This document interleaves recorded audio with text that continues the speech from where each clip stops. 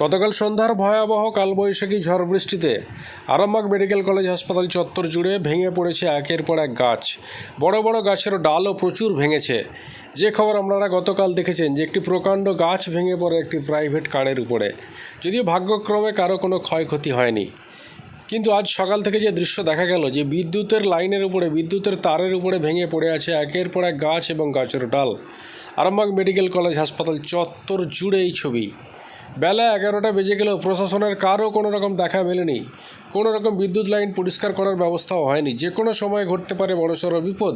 বহু মানুষের যাতায়াত এই হাসপাতাল চত্বরে, কিন্তু প্রশাসনের কারও পাত্তা নেই। দেখুন সেই ছবি।